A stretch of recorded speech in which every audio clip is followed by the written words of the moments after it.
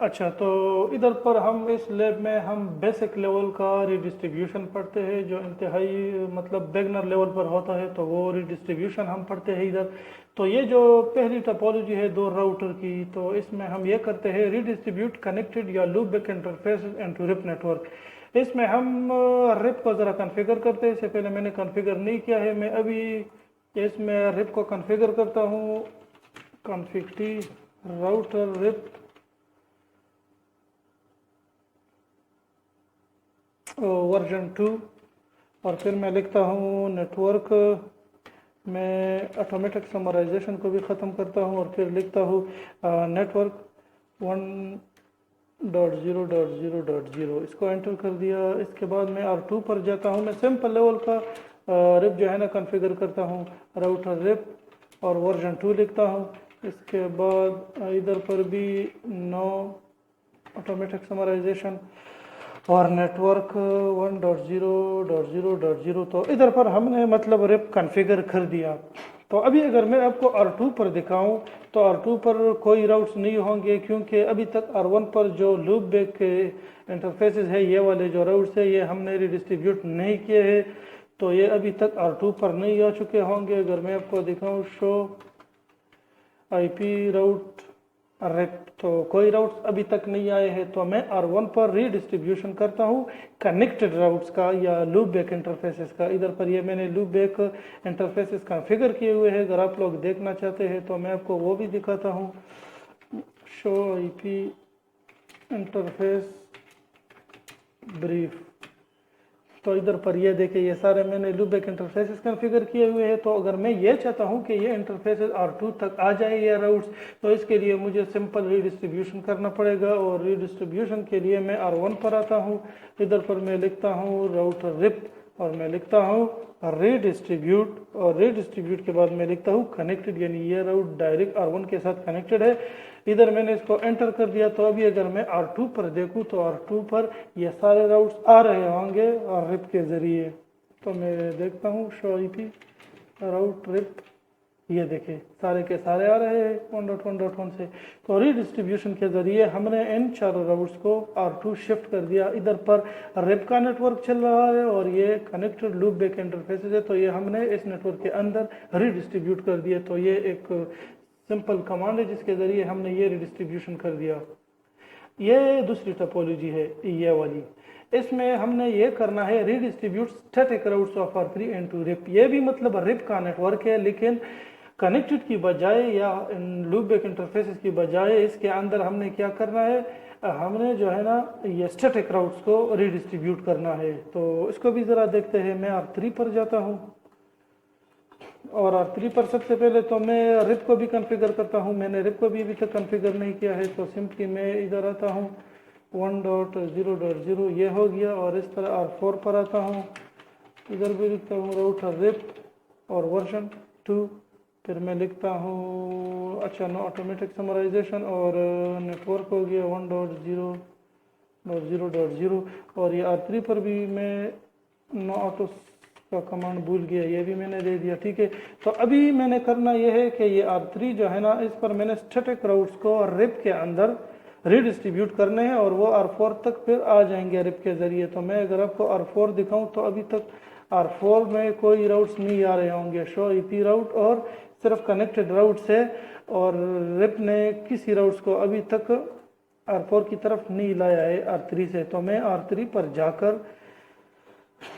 पर जाकर मैं रीडिस्ट्रीब्यूशन करता हूँ राउटर रिप, और मैं लिखता हूँ रीडिस्ट्रीब्यूट और स्टैटिक का कमांड देता हूँ, और बस ये मेट्रिक और राउट मैप है, लेकिन फिलहाल हम इसको डिस्कस नहीं कर रहे। और ये हो गया CR मतलब कैरियज रिटर्न, यानी लाइन कंप्लीट हो गया। CR का मतलब है कैरियज रिटर्न, लाइन कंप्लीट हो गया। इसको मैं एंटर करता हूँ, और अभी R4 के ऊपर देखता हूँ कि ये स्टैटिक राउट्स उधर आ रहे हैं या नहीं। तो मैं इसी R4 के ऊपर जाता हूँ, और इधर पर मैं देता हूँ शो IP राउट या शो IP राउट रिप। तो मैं शो IP राउट करता हूँ, तो ये देखिए चारों के चार राउट्स आ चुके हैं ये रिडिस्ट्रीब्यूशन की वजह से। और कौन इन राउट को R4 तक ले आ रहा है, रिप। ये देखिए R का मतलब है रिप।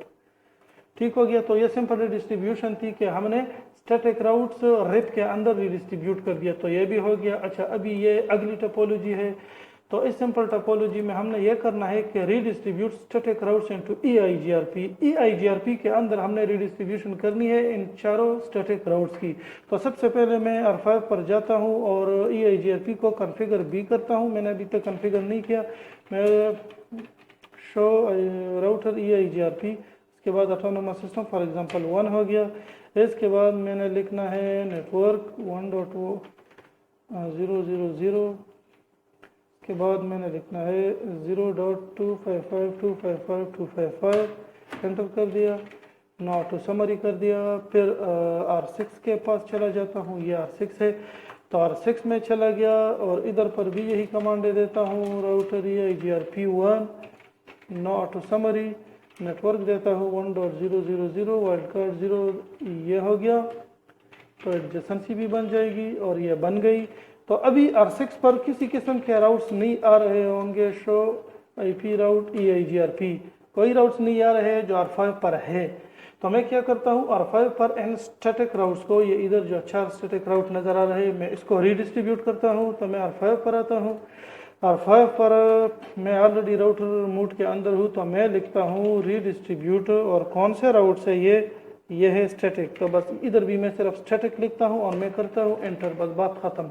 अभी R6 पर वेरीफाई करता हूँ, शो IP राउट EIGRP, ये देखिए सारे के सारे राउट्स आ रहे हैं R5 से R6 पर। ये देखिए D का मतलब है EIGRP, तो ये सारे आ रहे हैं एक्सटर्नल राउट। EX का मतलब है एक्सटर्नल, तो ये अभी R6 तक पहुंच रहे हैं रिडिस्ट्रीब्यूशन की वजह से। तो ये भी हो गया।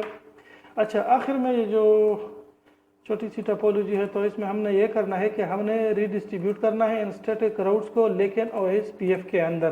तो मैं R7 पर जाता हूँ। R7 पर जाकर सबसे पहले मैं OSPF को इनेबल करता हूँ, वो मैंने अभी तक इनेबल नहीं किया है। मैं लिखता हूँ राउटर OSPF1, मैं लिखता हूँ नेटवर्क 1.0.0.0.255.255 और मैं एरिया 0 लेता हूँ। ठीक हो गया। इधर पर भी ज़रूरत नहीं है, लेकिन मैं वैसे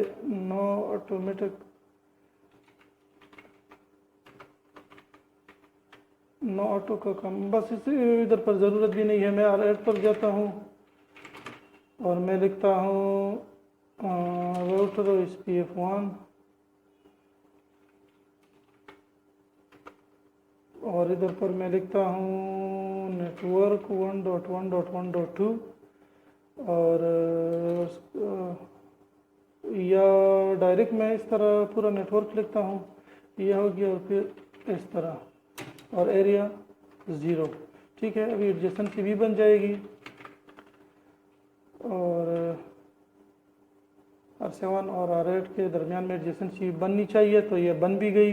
तो अभी R8 पर किसी किस्म के राउट्स नहीं होंगे। शो IP राउट OSPF तो कोई नहीं है, तो मैं R7 पर जाकर रीडिस्ट्रीब्यूट करता हूँ इन स्टैटिक राउट्स को। R7 पर जो है मैं लिखता हूँ config T, फिर मैं लिखता हूँ राउटर OSPF1 और मैं लिखता हूँ रीडिस्ट्रीब्यूट स्टैटिक, लेकिन स्टैटिक के बाद मैं एक और कमांड देता हूँ जो कि है सबनेट्स।